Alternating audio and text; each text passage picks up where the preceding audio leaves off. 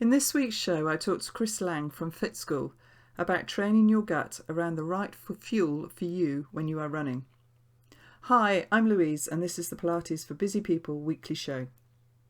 Make sure you listen to the end as it's full of great information, especially if you're starting to increase your running distance. So let's get on with the show. Hi, and welcome to this week's Pilates for Busy People weekly show. This week I have Chris on with me, who is from Fit School, and we are going to talk about nutrition and running. So Chris, welcome. Thank you for coming on. No problem. Can you tell us about you? Yeah, well, I work for a business, or with a business my wife, called Fit School, and we started up together back in 2013. And before that, I moved from London. I do have a northern accent, as you may be aware. We'll I let moved you down off. yeah, I moved down from Bolton in 2002. Wow, so long ago. It is a long And time. it is. I can't believe it's that long ago. And we didn't know each other at the time, but we worked in the same place. I was a PT there, and Karen had just left her business, her work at PwC. She was a consultant, and she wanted a career change. When we met, we moved out of London over to Essex, and we kind of PT'd separately. And we eventually decided to go in together and have our own business called Fit School. That was 2013. And it was at a time where we had our first child. So Isaac was age of 3 years old, 2 or 3 years old. And we met similar people in our situation who were quite busy and wanted to do something to try and keep themselves going, or they were previously running but had no time due to family commitments. All sounds familiar. It's honestly the amount of people we've met who say that's exactly the same thing as I have experienced over the last 3 or 4 years. Yeah, no, my son's now 14, so life's got a lot easier, so I can go off and do my own thing now. Believe that happens. I'm still yet to. It does. Okay, well, let's get into this then. So I am doing a lot of stuff with Pilates for runners now, specifically just on the Pilates front. But so many people are starting running now, aren't they? With Couch to 5K app, which so many people are using, which I think is brilliant. Yeah. So what sort of things, nutrition-wise, should people be thinking about when they first start out? Because we hear so much about when you're doing longer distances and stuff, but it's when you first start out, what should we be thinking about? Now, the interesting thing about starting out running and what you do with your food and nutrition is beyond 45 minutes, I think we overcomplicate things. Right. It's most people who are starting a running program or are doing the couch to 5K, they are quite sedentary and they don't actually need as much food as they think for the first little bit. So for 45 minutes, I don't think people need as much food as is reported. So they don't need to fuel up. They're not professional endurance athletes. And the distance isn't that great. That requires them to have that much more extra fuel.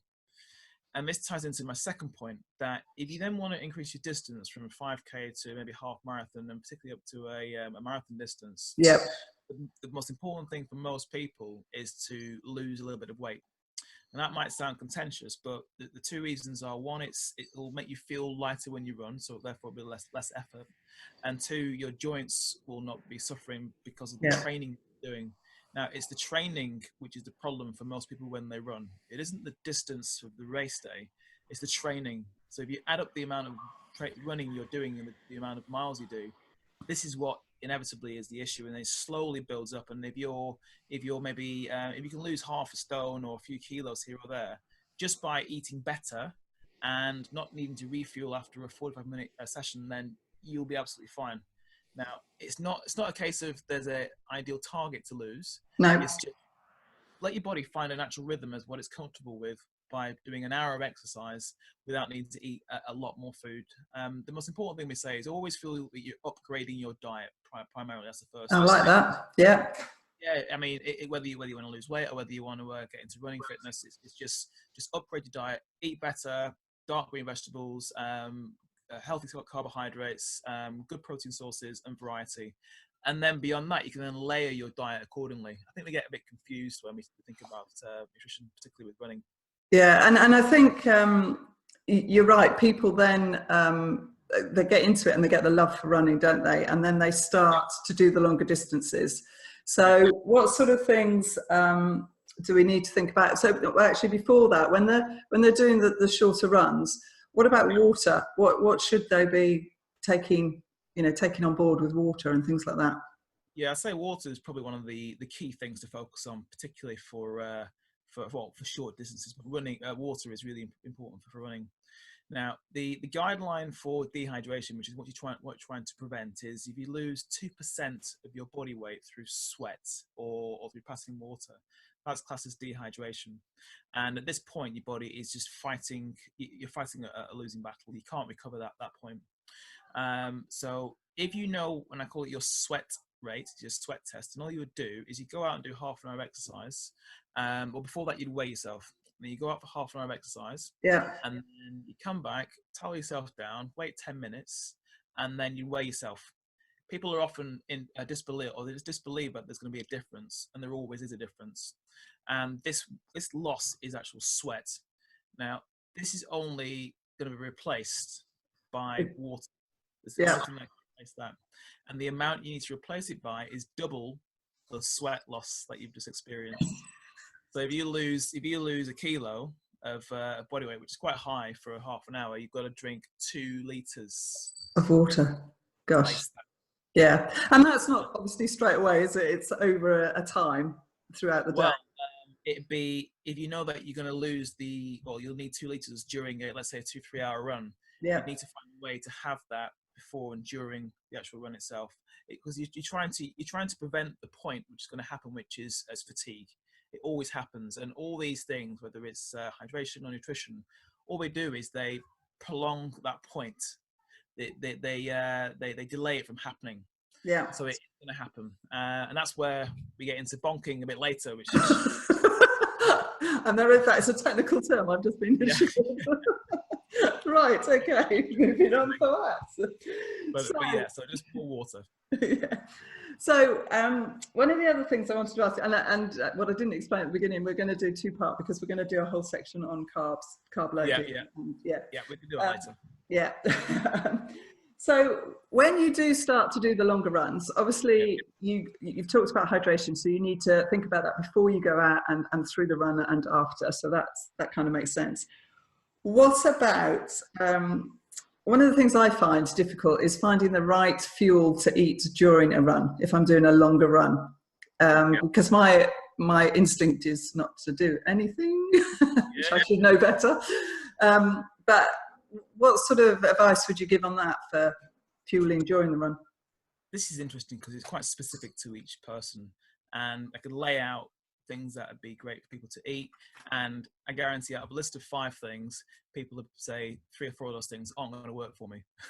Right. So the first thing is you've got to train your gut around what you would rather have, and then primarily anything is better than nothing. Let's say, for example, you're doing a 2-hour run, and you might want to have either a flapjack or some kind of a sports drink, which you can make a homemade sports drink yourself.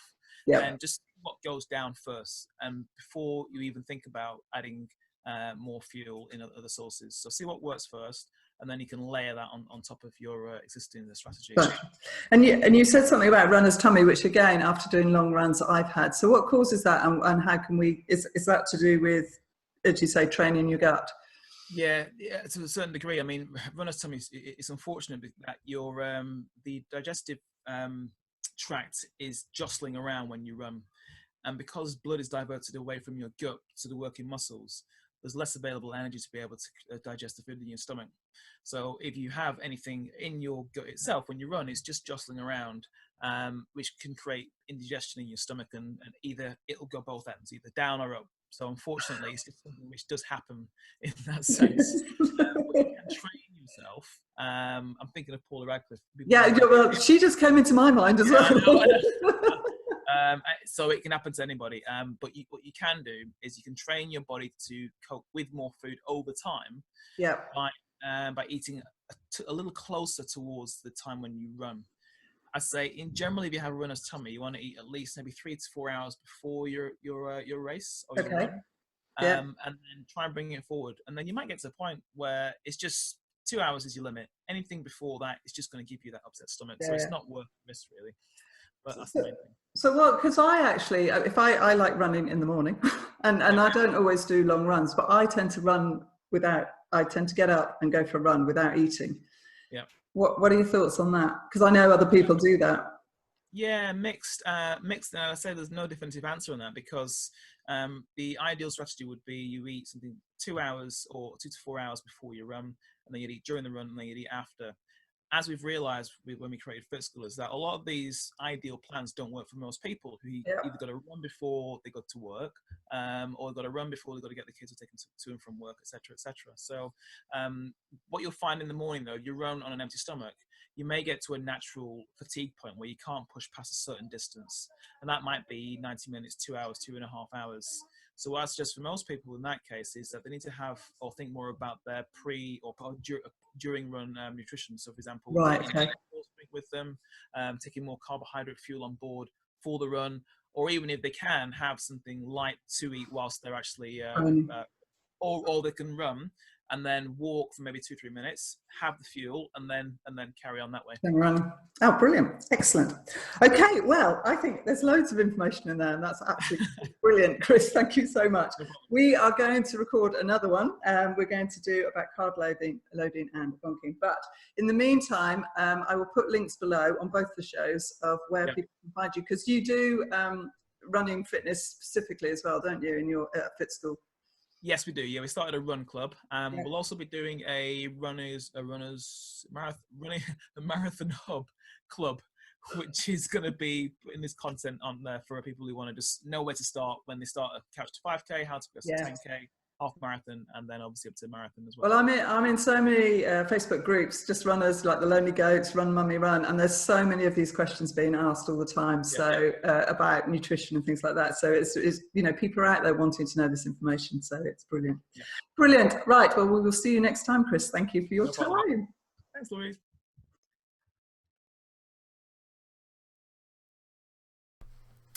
I hope you enjoyed this week's show and start to play with what works best for you in your fueling. Don't forget to come and join the Pilates for Runners Facebook group, where we focus on strengthening the core, the legs, and reducing your risk of injuries, plus talking about all things running. Don't forget also to subscribe to the channel so you don't miss part 2 of my chat with Chris next week.